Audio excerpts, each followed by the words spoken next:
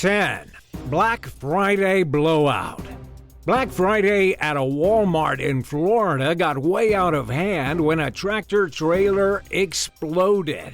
The trailer burst into a huge ball of fire right in the parking lot, causing the whole store to evacuate. And this was on the most important shopping day of the year. Even though nobody was injured, the people hurrying into the store outside were horrified by the wall of flame and the cloud of smoke blocking out the sky. To make things even more dramatic, the explosion happened at about 5 o'clock in the morning, so it was the early shoppers who had been standing in line who really got the raw end of the deal.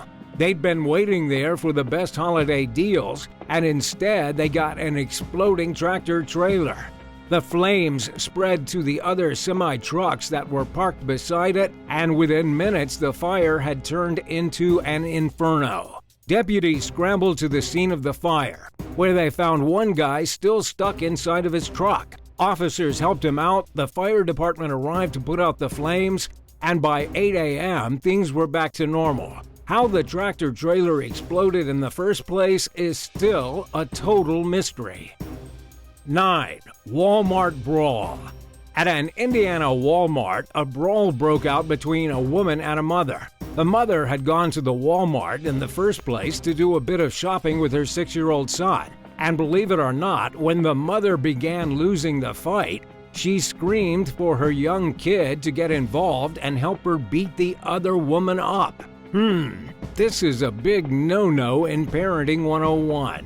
But let's back up a bit. The fight was between Rebecca Mills and Amber Stevenson. Rebecca was the one who initiated the fight. She actually jumped out of her motorized scooter to punch Amber in the face. It turned into a fistfight, with the woman who had just gotten out of her scooter clearly winning. She managed to get Amber into a headlock, and that was when Amber started screaming for her son to get involved. How did the fight start in the first place? According to what Amber said on the Smiley Morning Show after the incident, she had heard the woman in the scooter use a racial slur towards one of the Walmart employees. This was what caused everyone to get so excited and start throwing fists. And speaking of throwing things, Amber's son did try to help his mom out. He began grabbing shampoo bottles off the shelves and throwing them at Rebecca. After the fight, with nobody really being that injured, the police ended up charging Amber with neglecting a dependent, disorderly conduct, as well as contributing to the delinquency of a minor. This last charge was for trying to encourage her son to beat up the disabled woman. 8. Shooting at the Illuminati. In Bakersfield, California, a man fired his gun off in the Walmart parking lot.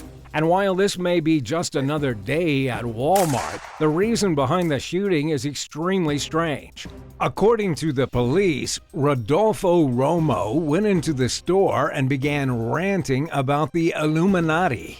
He was acting erratic, screaming conspiracy theories, and demanding to speak to the people in charge. When the employees finally got him out into the parking lot, he pulled out a gun and started firing aimlessly. He didn't seem to be trying to hit anyone, he was just firing off the gun for no reason. Rodolfo fired off at least 2 shots, then dropped his gun to the ground and marched back into the store. That was when the police rushed in to apprehend him and take him away. He has since been sentenced to 2 years of probation and not to carry any more weapons. The motive for his bizarre outburst is still unknown, though the Walmart employees are convinced he's mentally unstable. I mean, really, who goes into a Walmart, screams about the Illuminati, and then goes out into the parking lot and shoots their gun off at the sky? 7. Trampled to death. About 7 years ago, Dimitai Damour was trampled to death by a crazed mob of angry shoppers who burst through the doors of a Walmart on Long Island. If you guessed Black Friday madness, you were 100% right. It was Black Friday 2008 at the Green Acres Mall Walmart. A massive crowd had gathered in front of the doors, with everyone eager to get the best deals on DVD players, iPods, and all the other hot electronic items back in 2008. Dimitai was trying to hold the throng of people back as they pushed against the double glass doors. He was a pretty big guy, 6'5", But even a real giant couldn't have held back the 2,000 insane shoppers. They smashed through the doors, pushed Dimitai over, and then trampled him to death. Amazingly, not a single person stopped to help. It was absolute pandemonium, like something you would expect to see in a zombie movie. The only person who had the good sense to call authorities was the Walmart supervisor. They phoned the Nassau County Police Department. But wait, the phone call to the police department was 3 hours before the employee was trampled to death. Cops showed up because the shoppers were going crazy inside the store. They used bullhorns to get people outside, but then left after saying taking care of a Walmart was not in their job description. So the employees set up more barricades and closed the doors. The cops were nowhere to be seen, and within the hour a massive crowd formed yet again. This time, when they pushed through the barricades, it proved to be deadly. Several other people were injured as well, including a pregnant woman who was stepped on by people trying to get $50 off a TV. In the end, Walmart paid $2 million to Dimitai's family, though they did so grudgingly, and only so they could avoid criminal prosecution.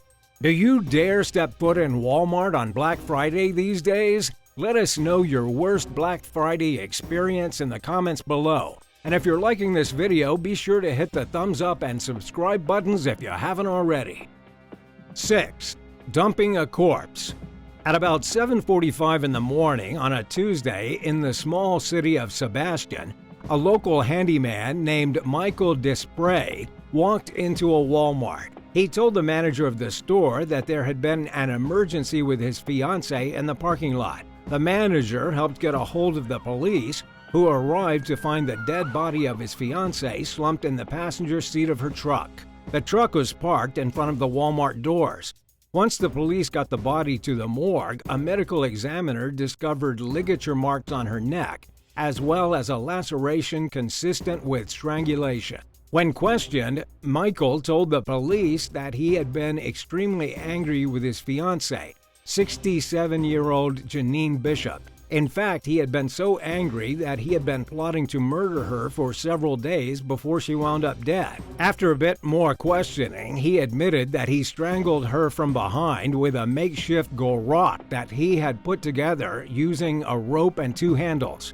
He did it while she was sitting at her kitchen chair, completely oblivious. Then Michael dragged her body onto a bed in their home and slept next to it until the next morning. He then drove his van to Walmart, rode his bike back home, grabbed his dead fiancée's truck along with her body, and dumped the pair at Walmart. His plan was to play it off like he just found her there, suggesting she'd been killed by someone else. But it was a pretty rickety plan, and he cracked under police questioning. Michael has since been charged with murder.